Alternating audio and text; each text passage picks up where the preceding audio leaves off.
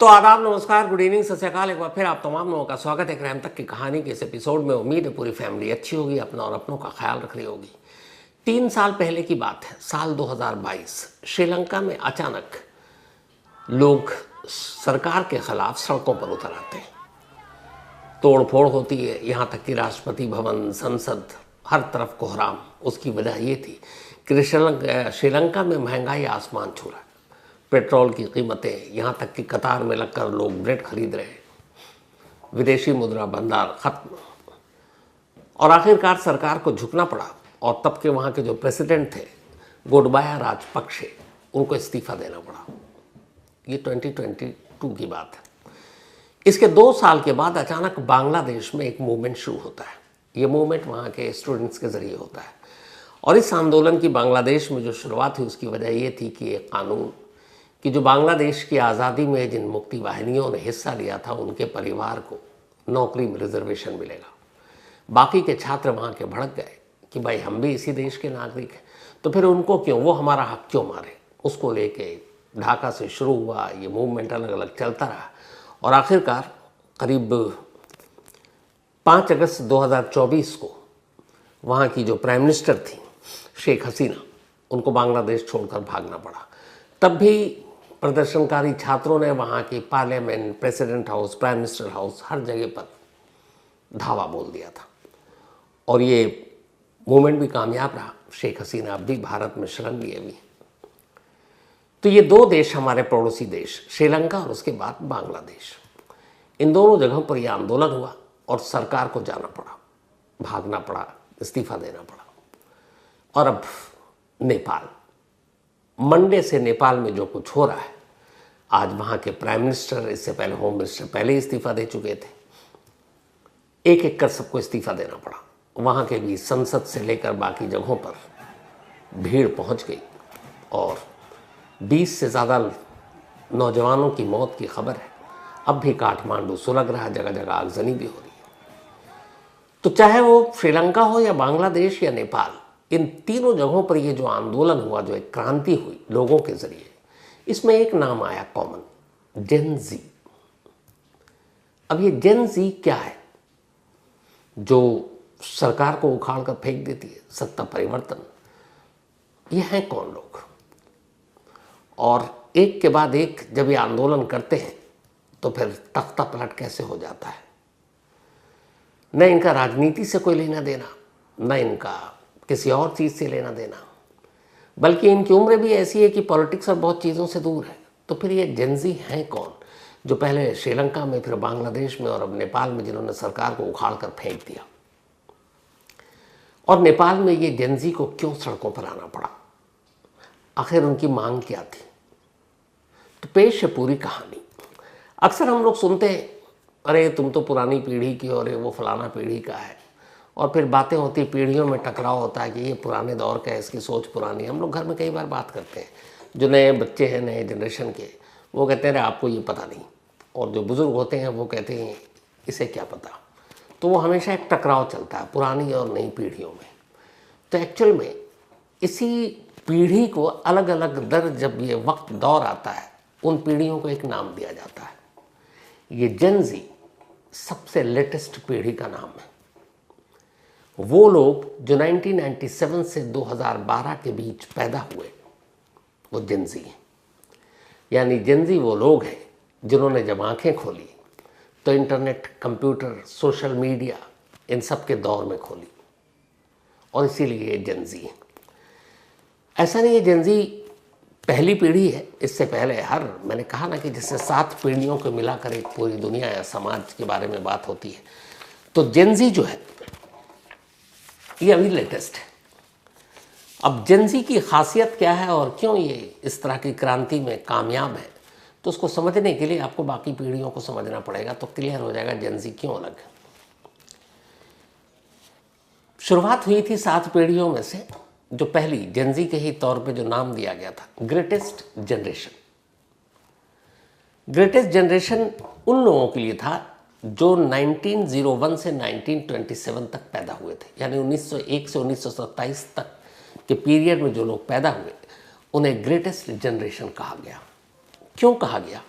उसकी वजह ये थी कि उस दौर में काफ़ी संघर्ष था, काफ़ी लड़ाई थी और कई तरह की परेशानियां थीं, बीमारियां थीं, लड़ाइयां थीं, जंग थी, गरीबी थी।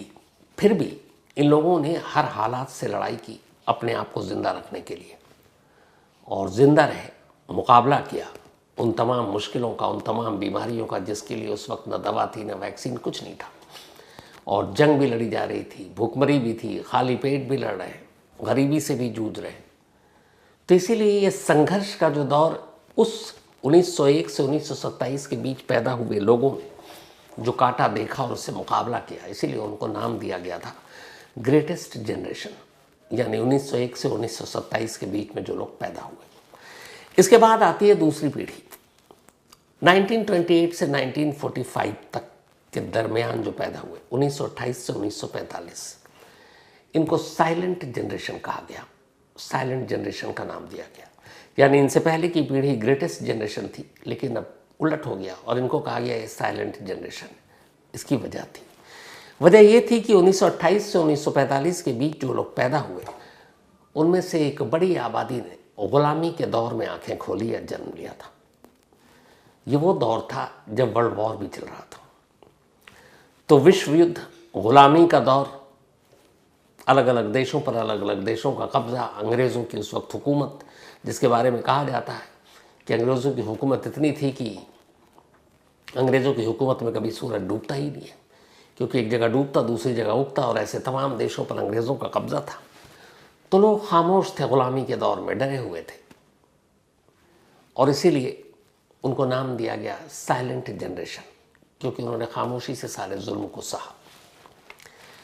इसके बाद ये 1928 से 1945 तक के जनरेशन के लोग थे। दिन आया 1946 से 1964 के बीच जिन लोगों ने इस दुनिया में आंखें खोली या पैदा हुए, 1940 से 1964 तक जो लोग पैदा हुए, उनको नाम दिया गया बेबी बूमर। अब बेबी बूमर जनरेशन इनको कहा गया। क्यों कहा गया, इसकी वजह भी थी। इस दौरान में बड़ी सारी तब्दीलियां आनी शुरू हुई 46 से 1964 तक। आपको याद होगा ये वही दौर था जब एटम बम बना था, नागासाकी हिरोशिमा पर गिरा था। तो टेक्नोलॉजी ने भी अब करवट बदलनी शुरू कर दी थी, नई नई चीज़ें आ रही थी, और जो उस वक्त की पीढ़ी थी उन्होंने अपनी मेहनत, अपने दिमाग से इस टेक्नोलॉजी की दुनिया में एक तरह से जन्म लेना शुरू कर दिया था। जो आज हम कुछ देख रहे हैं, असल में ये उस वक्त की मेहनत थी, 1946 से 1964। और इसीलिए इस जनरेशन के लोगों को बेबी बूमर कहा गया, क्योंकि ये अब बूम लाने वाले थे एक सोसाइटी में, नई चीज़, नई टेक्नोलॉजी, नए हथियार, नए आविष्कार। तो एक तरह से जो आधुनिक दुनिया बनने जा रही थी आने वाले वक्त में, उसकी बुनियाद रखी थी 46 से 64 तक के बीच पैदा होने वाले लोगों ने, और इसीलिए उन्हें बेबी बूमर का नाम दिया गया। इसके बाद जिन्होंने जन्म लिया, उसका जो जनरेशन, नई पीढ़ी आई, जनरेशन एक्स, इसको जनरेशन एक्स कहा गया। जनरेशन एक्स 1965 से 1980 के बीच में जो लोग पैदा हुए, 1965 से 1980 के बीच में जिन लोगों ने जन्म लिया, उन्हें जनरेशन एक्स का नाम दिया गया। और इसकी वजह ये थी कि जो इनसे पिछली पीढ़ी ने टेक्नोलॉजी को एक तरह से जन्म दिया था, अब वो उस पर काम कर रहे थे। और इस जनरेशन को, जो 65 से 80 के दरमियान पैदा हुए, जनरेशन एक्स, इनको कहा जाता है कि मॉडर्न वर्ल्ड, मॉडर्न दुनिया की बुनियाद इन्होंने रखी। इसीलिए इनको एक्स फैक्टर के तहत जनरेशन एक्स नाम दिया गया। और ये जनरेशन एक्स एक और ख़ास मायने में भी है। 65 से चूँकि 80 के दौर में पैदा हुए जो लोग जनरेशन एक्स में आते हैं, तो टेक्नोलॉजी का आविष्कार और नई नई चीज़ें इन्हीं के पीरियड में आने लगी। उसके बाद अब नई जनरेशन बाद में आने लगी, जैसे भी जेन ज़ी तक है। तो इस जनरेशन के लोगों ने आने वाली जनरेशन के साथ मिलकर एक पुल का काम किया। अपने आइडियाज़, अपने टेक्नोलॉजी, अपनी सारी चीज़ें उन्होंने पास ऑन किया। तो एक पुल का काम करने का भी क्रेडिट जनरेशन एक्स को जाता है। इसके बाद आता है एक और जनरेशन, मिलेनियल्स। 1981 से 1996 के बीच में जो लोग पैदा हुए इस दुनिया में, उन्हें जनरेशन मिलेनियल्स कहा गया। मिलेनियल्स इसलिए कहा गया क्योंकि एक तो एक सदी का अंत हो रहा है और दूसरा सबसे ज़्यादा बदलाव इसी जनरेशन ने देखा। सदी के शुरुआत के बाद जब सदी का खात्मा हो रहा है तो पुराने दौर, नए दौर, टेक्नोलॉजी से पहले की दुनिया, बीमारियां, जंगें, ये सारी चीज़ें, तो जो मिलेनियल्स पीढ़ी के लोग थे उन्होंने अपनी ज़िंदगी में कहते हैं कि सबसे ज़्यादा बदलाव को देखा। इससे ज़्यादा बदलाव किसी और जनरेशन ने नहीं देखा। तो इसीलिए मिलेनियल्स 1981 से 1986 के बीच में जो लोग पैदा हुए उन्हें कहा गया। इसके बाद जो 1981 से 1996 ये जनरल मिलेनियल्स हो गए, मतलब जनरेशन जो है। इसके बाद आता है जेन ज़ी, जनरेशन जेड आप जिसे कहें। 1997 से 2012 तक के बीच में जो लोग पैदा हुए उन्हें जेन ज़ी या जनरेशन जेड कहते हैं। और उसकी वजह ये है कि ये वो लोग थे जो, एक मुहावरा है ना कि हाथ में सोने का चम्मच लेकर पैदा हुए, असल में ये वो जनरेशन है। जब इन्होंने आंखें खोली तो कंप्यूटर इनके सामने, आंखें खोली तो इंटरनेट इनके सामने, सोशल मीडिया इनके सामने, हर चीज़ जो एक टेक्नोलॉजी का सबसे बेहतर और खूबसूरत रूप हो सकता है, इन लोगों ने आंखें खोलते ही देख ली। ये कायदे से पैदा ही हुए इस इंटरनेट, सोशल मीडिया, इन सारे लोगों के बीच में, और इसीलिए इन्हें जेन ज़ी कहा गया। तो कहते हैं कि इस दौर में पैदा हुए जो 97 से 2000, ये बेस्ट जनरेशन है। क्यों? क्योंकि इन्होंने वो सारी चीज़ें देख ली और पैदा होते ही इन्हें वो सारी चीज़ें मिली। अब ये और आगे जाएंगे। तो इसीलिए इस जनरेशन की ख़ास बात है सोशल मीडिया। सोशल मीडिया इनकी ज़िंदगी, इनकी धड़कन, इनकी सांसें हैं। 97 से 2012 के बीच में जो पैदा हुए, चूँकि इंटरनेट साथ लेकर आए, सोशल मीडिया साथ लेकर आए, बाकी जितनी भी चीज़ें हैं वो सब इन्होंने आंखें खोलते ही देख ली। तो ये बहुत फास्ट फॉरवर्ड जनरेशन है और इसीलिए इन्हें जेन ज़ी का नाम दिया गया। और यही वो जेन ज़ी है जिसने पहले श्रीलंका, फिर बांग्लादेश और अब नेपाल में तख्ता पलट किया। वो क्यों हुआ नेपाल में ख़ास तौर पर, यह आगे बताऊंगा। सिर्फ लास्ट एक जेन ज़ी ऐसा नहीं है कि आखिरी और सबसे होनहार। जेन ज़ी के बाद एक और जनरेशन आई, उसका नाम है जनरेशन अल्फ़ा। ये लास्ट है अभी तक, जनरेशन अल्फ़ा। जो लोग 2013 से 2025 के बीच में पैदा हुए, यानी कि अभी जो करंट साल चल रहा है, ये जनरेशन अल्फ़ा है।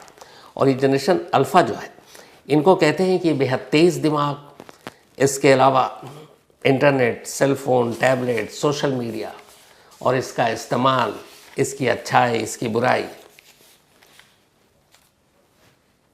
इनसे बेहतर कोई नहीं जानता। मानी मतलब ये कि जेन ज़ी वाले जो हैं उनसे भी आगे अब जनरेशन अल्फ़ा है। लेकिन फ़र्क ये है जेन ज़ी और जनरेशन अल्फ़ा में कि 2013 से 2025 तक के बीच में पैदा होने वाले, यानी कि इनकी उम्र जो 2013 से 25 के बीच में पैदा हुए, इस वक्त 12 साल होगी।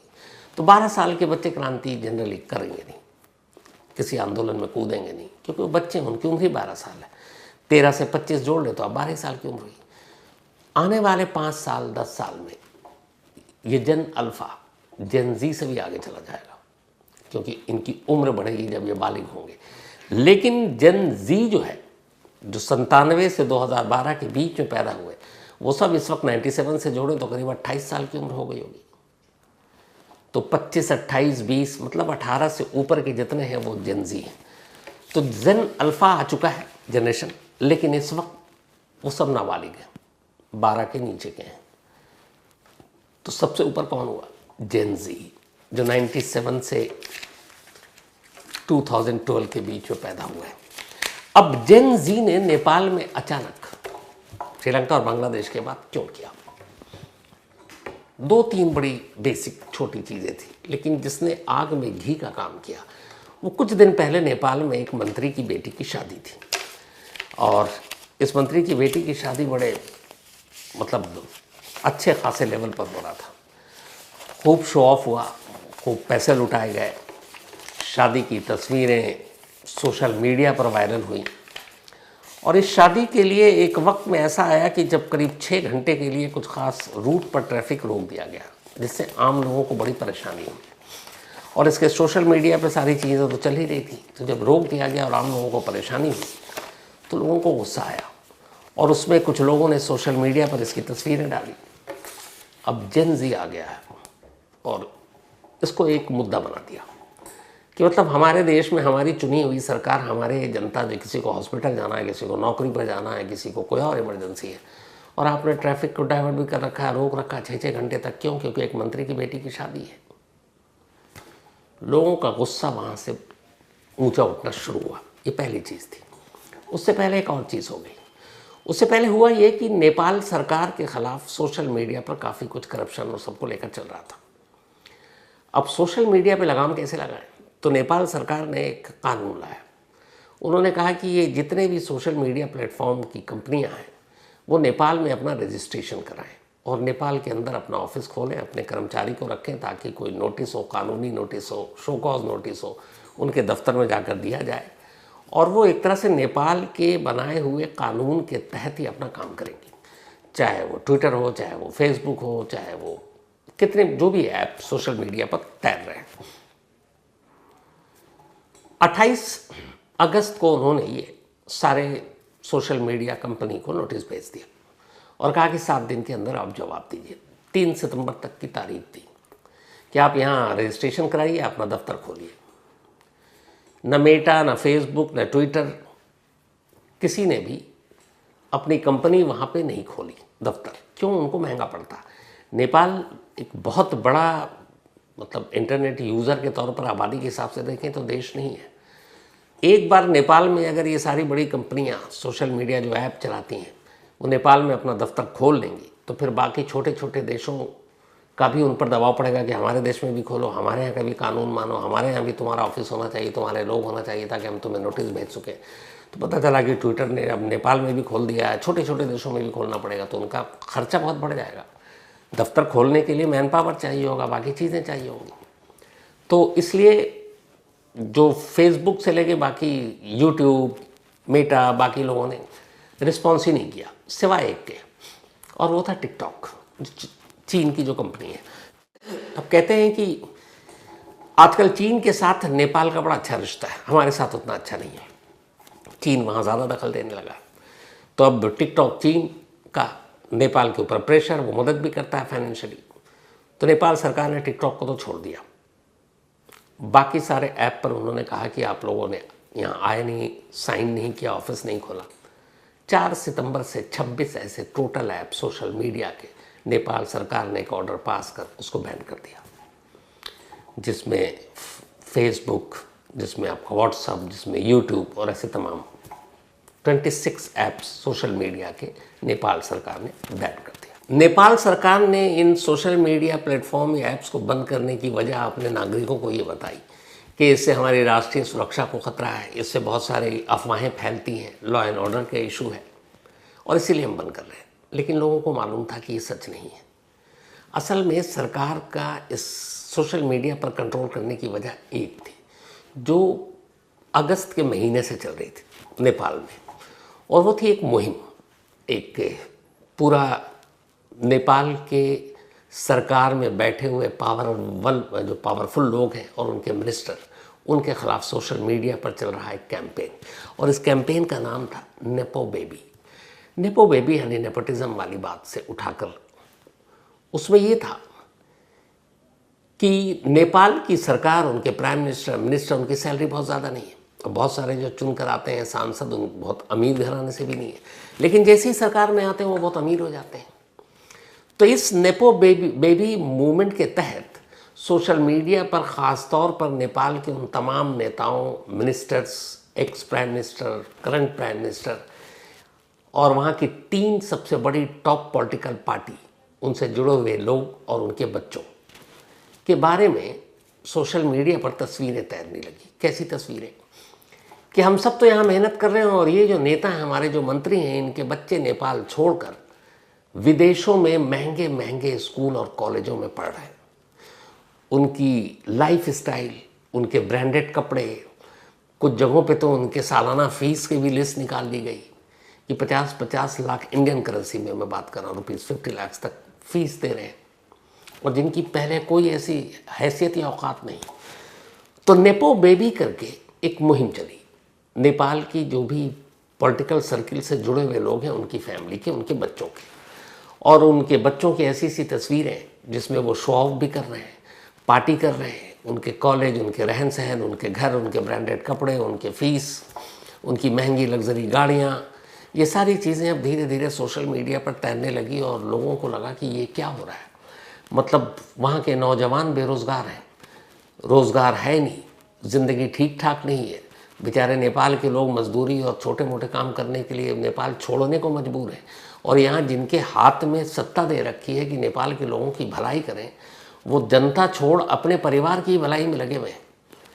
तो जब ये नेपो बेबी मुहिम चली सोशल मीडिया पर, तो नेपाल सरकार की फजीहत हो गई। और इसमें क्या सरकार, क्या अपोजिशन, सब हमाम में नंगे थे। अब लोगों के दिमाग पर इसका बड़ा असर पड़ा।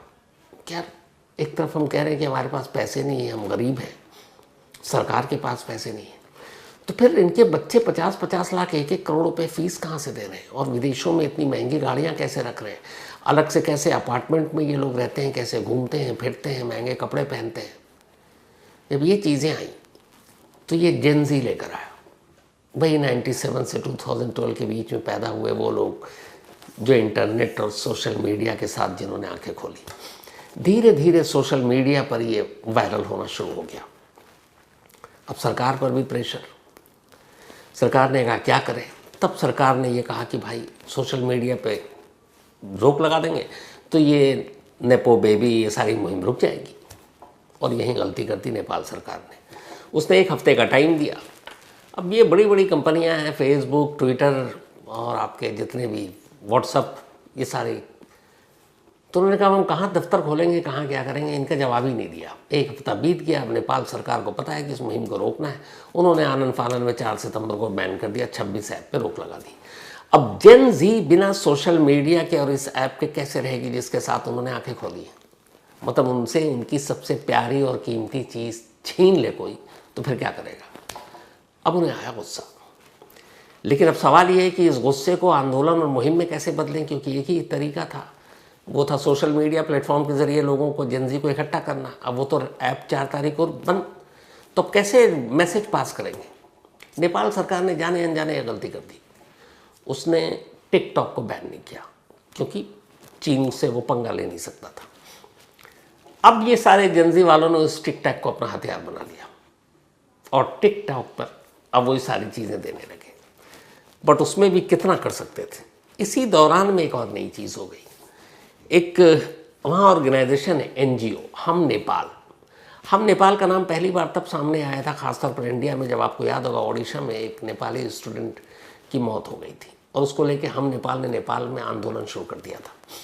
तो हम नेपाल एक ऐसा NGO है जो नेपाल में बहुत पॉपुलर है। उसकी वजह ये कि उसका राजनीति से कोई लेना देना नहीं।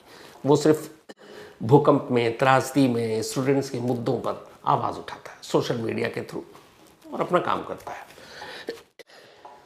तब 26 सोशल मीडिया ऐप बंद।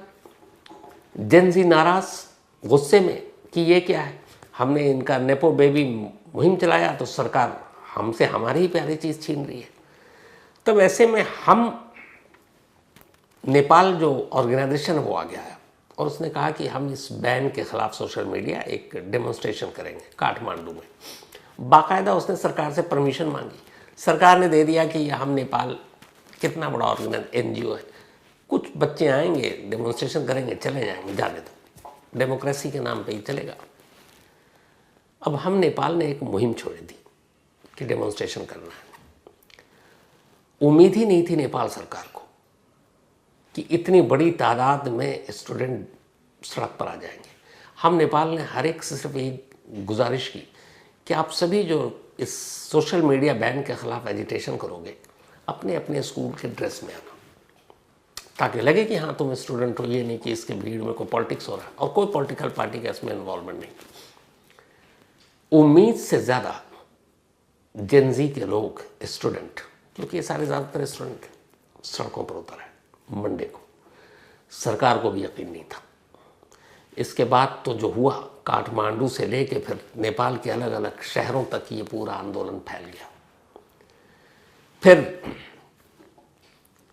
पहले होम मिनिस्टर कई जगह गोलियां चली, ये क्योंकि उन्हें भी उम्मीद नहीं थी। 20 अब शायद ज़्यादा तादाद बढ़ गई, लोगों की मौत हो गई, यही जो जेनजी के थे। अब जब मौत हुई तो फिर नई जनरेशन और फिर लोगों का भी, उनके पेरेंट्स को भी, ये क्या है जो बच्चे आंदोलन करने आ रहे हैं, आप उन्हीं बच्चों पर गोली चलाओगे? गुस्सा और बढ़ा। इसके बाद तो बेकाबू होता गया। फिर आज दूसरा दिन, तो वहाँ की जितनी भी सरकारी इंस्टीट्यूशन है, चाहे पार्लियामेंट से लेकर जितने भी मंत्रालय, उन सबको निशाना बनाना शुरू कर दिया गया। फाइनेंस मिनिस्टर को सड़क पर दौड़ा दौड़ा कर पीटा गया। जितने मिनिस्टर हैं उन सब के जो अलग अलग जगहों पे घर थे, क्योंकि वो भी काठमांडू में तो आए हैं लेकिन बाकी जगहों से ही हैं चुनकर, उनके घरों को निशाना बनाया गया, आग लगा दी गई। और होम मिनिस्टर, फिर बाकी मिनिस्टर एक एक कर इस्तीफ़ा देने लगे। फिर प्राइम मिनिस्टर ओली को लगा कि अब उनका भी मुश्किल है, तो नेपाल के प्राइम मिनिस्टर को भी इस्तीफ़ा देना पड़ा और आज उन्होंने इस्तीफ़ा दे दिया। तो एक तरह से अब ये सरकार गई, एक एक्टिंग प्राइम मिनिस्टर के तौर पर जो पॉपुलर नाम है उसको सामने लाया गया है। और जेनजी ने इस तरह से पिछले 3 सालों में तीसरा देश है नेपाल जहां तख्ता पलट कर दिया। पिछले 16 सालों में नेपाल में ये 13वीं बार सरकार बदली गई है।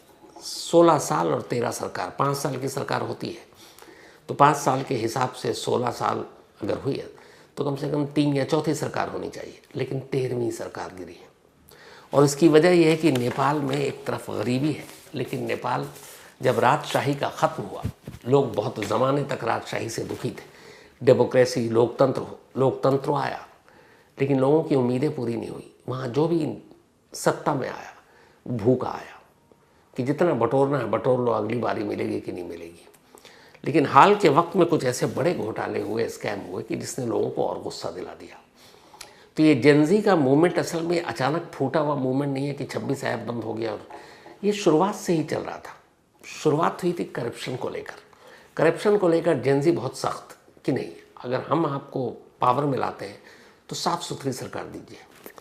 2021 में जो पहला करप्शन का मुद्दा उठा था, जेनजी ने ही उठाया था।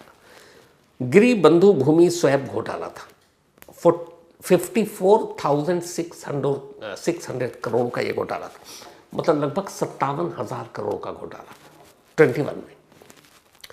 उसके 2 साल के बाद ओरिएंटल कॉरपोरेटिव घोटाला हुआ नेपाल में, जो 13,600 करोड़ का था, 13,600 करोड़। इसके बाद 2024 में लास्ट ईयर कॉरपोरेटिव घोटाला हुआ एक बहुत बड़ा नेपाल में, जो 69,600 करोड़ का था। मतलब ये 3 घोटाला ही अगर जोड़ दें तो अराउंड 1.5 लाख करोड़ से ज़्यादा का घोटाला था। जेनजी ने इस करप्शन से पहले उठाया, बेरोजगारी को मुद्दा उठाया, एजुकेशन सिस्टम पर उठाया, लेकिन आखिरी अगर कहें जो कील साबित हुई सोशल मीडिया बैन से पहले, वो नेपो बेबी था। नेपो बेबी मूवमेंट ने नेपाल के आम लोगों को ये सोचने पर मजबूर कर दिया था कि अगर हमारा देश इतना गरीब है तो मुट्ठी भर लोगों के बच्चे इतने शान शौकत से इतनी शाहाना ज़िंदगी कैसे जी लेते, इतनी महंगी महंगी फ़ीसें कैसे दे देते। नेपाली लोग बहुत मेहनती, बहुत खुददार होते हैं। आप देख लीजिए, मेरे बहुत सारे दोस्त हैं नेपाल के, लेकिन जब इतनी मेहनत और खुददारी के बावजूद अगर मुट्ठी भर लोग ही अमीर होते जाएं और बाकी की हालत खस्ता होती जाए तो फिर गुस्सा आएगा। और ये काम किसी पॉलिटिकल पार्टी, किसी और ने नहीं, जेनजी ने किया। वही जेनजी जो 1997 से 2012 के बीच में पैदा हुई और अब नेपाल में इस मूवमेंट को आगे बढ़ाने में इसका बहुत बड़ा रोल होगा। तो ये थी आज की पूरी कहानी। अब आपसे मुलाकात होगी कल रात 9 बजे किसी नई कहानी के साथ। तब तक अपना और अपनों का ख्याल रखिएगा। Thank you very much.